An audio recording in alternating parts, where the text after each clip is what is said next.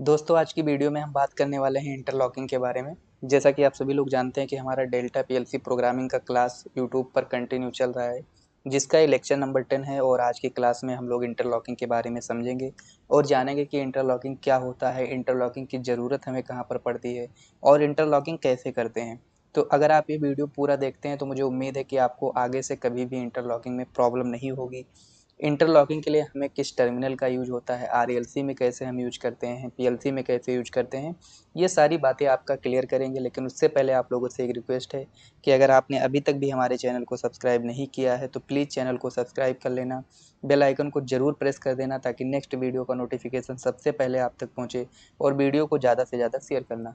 तो आइए अब वीडियो को शुरू करते हैं। देखिए दोस्तों, क्या होता है कि इंटरलॉकिंग जो होता है, अब नाम से ही पता चल रहा है। अगर इसको मैं इंटरलॉकिंग को दो पार्ट में तोड़ के लिखूं अगर, तो नाम आता है, पहले तो हो जाता है आपका इंटर और उसके बाद में प्लस में लॉकिंग। ओके, तो लॉकिंग से बात समझ में आता है कि किसी भी चीज़ को लॉक करना। लॉकिंग से ये बात समझ में आता है कि कोई भी चीज़ है, मान लीजिए कि आपके पास एक ए है और बी है, तो लॉकिंग का मतलब मैं ए को लॉक कर दूं या बी को लॉक कर दूं, किसी को भी लॉक कर सकता हूं।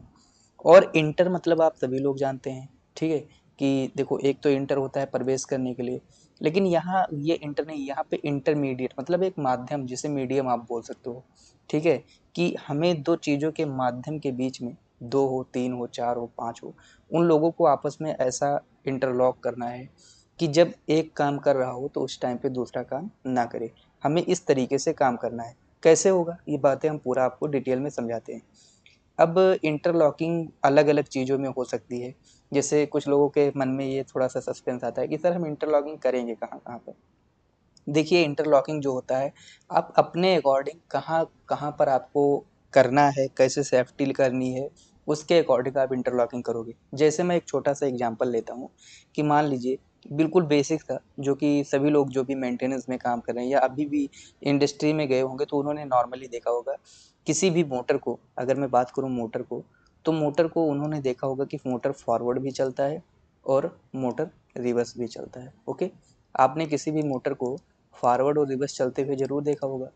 तो आपने मोटर को फॉरवर्ड और रिवर्स चलते हुए देखा है, तो ऐसा नहीं होता है कि एक साथ अगर फॉरवर्ड का कमांड आ रहा है मान लीजिए, तो उस टाइम पे रिवर्स का कमांड नहीं आएगा, या अगर मान लीजिए कि रिवर्स का कमांड आ रहा है, तो उस टाइम पे फॉरवर्ड का कमांड नहीं आएगा। क्योंकि अगर किसी भी मोटर को हम फॉरवर्ड और रिवर्स एक साथ चलाएँगे तो क्या होगा? क्योंकि हम फॉरवर्ड में भी सप्लाई देंगे, रिवर्स में भी सप्लाई देंगे तो मोटर ख़राब हो जाएगा। तो यहाँ पर हमें क्या करना पड़ता है, हमें यहाँ पे इंटरलॉकिंग करना पड़ता है कि अगर फॉरवर्ड का सिग्नल जा रहा है, किसका? कि अगर फॉरवर्ड का सिग्नल जा रहा है तो उस टाइम रिवर्स का सिग्नल नहीं जाना पाए, और अगर रिवर्स का सिग्नल जा रहा है तो उस टाइम फॉरवर्ड का सिग्नल ना जाने पाए। ये तो बात हो गई कि एक मोटर को, सिर्फ एक ही मोटर को फॉरवर्ड और रिवर्स में चलाने के लिए। क्या होता है, कहीं कहीं पे बहुत सारा मोटर लगा है, जैसे मान लीजिए मोटर 1 है, ओके, मोटर 2 है, मोटर 3 है, ओके, मान लीजिए ऐसे नॉर्मली मोटर है। अब क्या है कि मोटर 1, मोटर 2, मोटर 3 है। कभी कभी ऐसा इंटरलॉकिंग होता है कि अगर मोटर 1 ऑन है तो मोटर 2, मोटर 3 नहीं ऑन होना चाहिए। मोटर 2 चल रहा है तो मोटर 3, मोटर 1 नहीं ऑन होना चाहिए। मोटर 3 चल रहा है तो मोटर 2 और मोटर 1 नहीं ऑन होना चाहिए। हमें ऐसा भी इंटरलॉकिंग करना पड़ सकता है। कहीं-कहीं पे ऐसा इंटरलॉकिंग होता है कि जब मोटर 1 चले, ठीक है? हमें फीडबैक से चलाना होता है कि जब मोटर 1 चले, तभी हमारा मोटर 2 ऑन होना चाहिए, और अगर मोटर 2 चले, तभी हमारा मोटर 3 ऑन होना चाहिए। तो क्या हो रहा है यहाँ पे, ये एक दूसरे के फीडबैक से चल रहा है, तो इसका मतलब ये एक दूसरे से इंटरलॉक है ना, तभी तो ये बात समझेगा कि जब मोटर 2 ऑन होगा, फिर मोटर 2 से मोटर 3 ऑन करना है। तो यहाँ पे कहीं न कहीं ये इंटरलॉक हुआ आपस में, ओके? क्योंकि इसके फीडबैक से ही ये ऑन हो रहा है, इसके फीडबैक से मोटर 2 ऑन हो रहा है, इसके फीडबैक से मोटर 3 ऑन हो रहा है। तो ये बात आपको समझना है।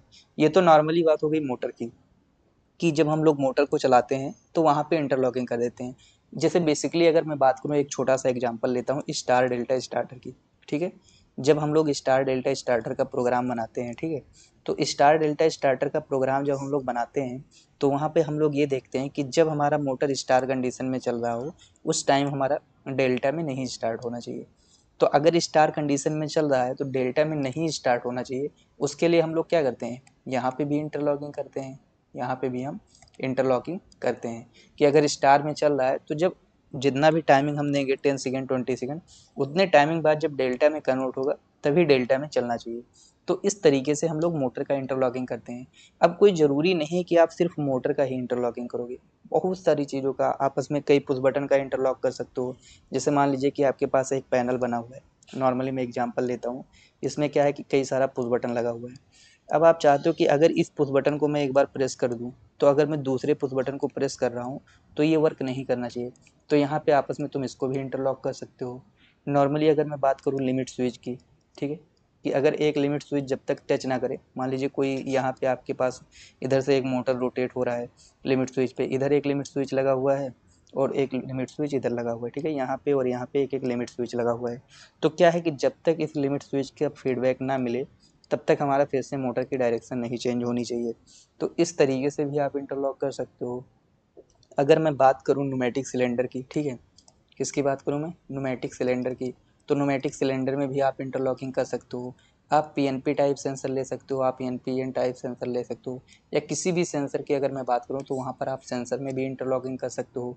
कि अगर मान लीजिए कि यहाँ पे एक कन्वेयर है, अगर यहाँ पे एक सेंसर लगा है, ठीक है, तो अब यहाँ पे अगर पार्ट आ गया, तो अब इसके साथ में अगर तुम कन्वेयर की मोटर को इंटरलॉक किए हो, तो जब पार्ट यहाँ पे आएगा तो ये क्या करेगा, मोटर को बंद कर देगा।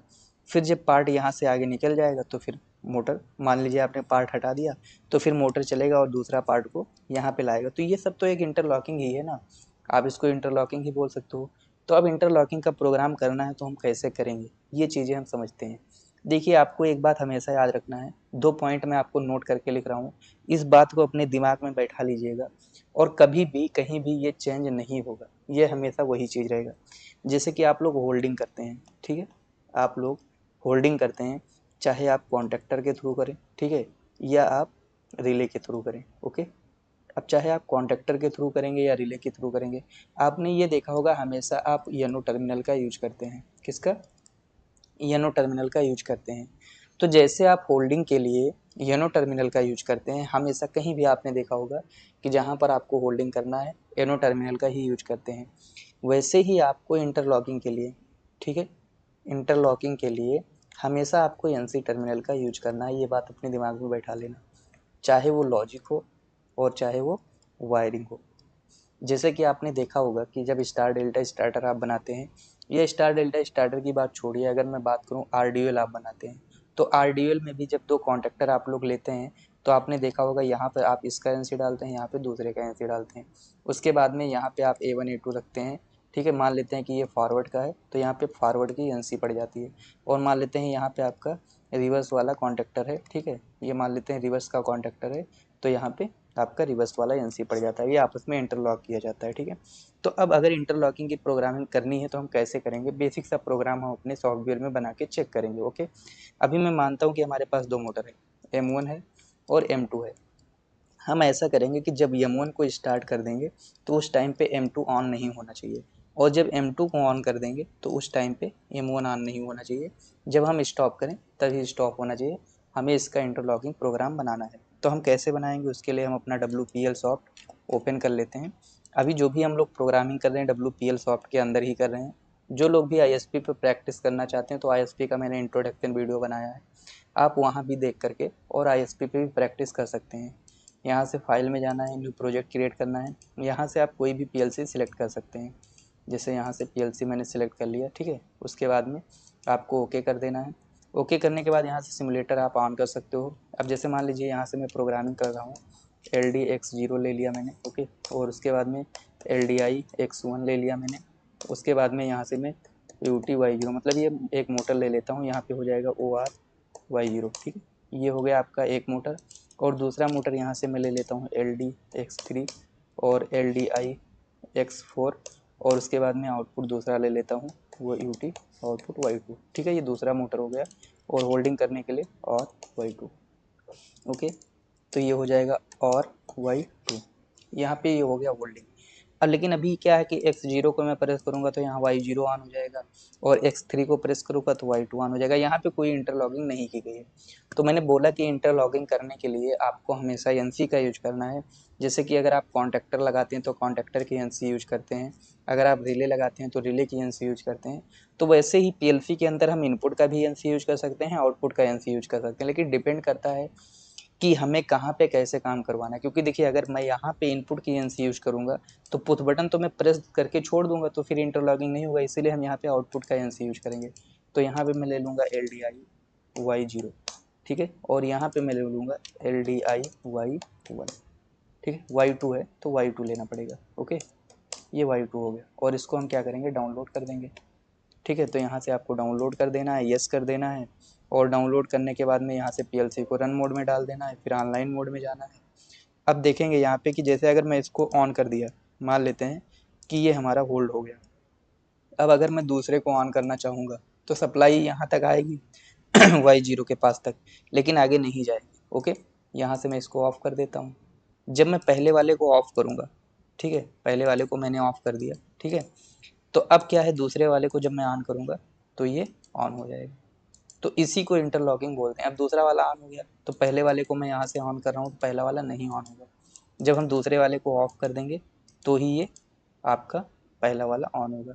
तो इस तरीके से हम लोग क्या कर सकते हैं, इंटरलॉकिंग कर सकते हैं। इसी तरीके से जो हम लोग RDL बनाते हैं या स्टार डेल्टा स्टार्टर बनाते हैं तो हम इंटरलॉकिंग करते हैं। नेक्स्ट वीडियो में हम आपको स्टार डेल्टा स्टार्टर का फुल प्रोग्रामिंग भी बताएंगे, और उसके बाद में उसमें आपको इंटरलॉकिंग कैसे कैसे करते हैं ये चीज़ें भी समझाएंगे, और उसके बाद में उसका पूरा वायरिंग भी आपको समझाएंगे। आज की वीडियो में मैं आपको स्टार डेल्टा स्टार्टर बताता, लेकिन इंटरलॉकिंग बताना बहुत ज़रूरी था, क्योंकि अगर हम RDL का सर्किट बनाएंगे तो वहाँ भी इंटरलॉकिंग करेंगे, और स्टार डेल्टा स्टार्टर बनाएंगे तो वहाँ भी इंटरलॉकिंग करेंगे।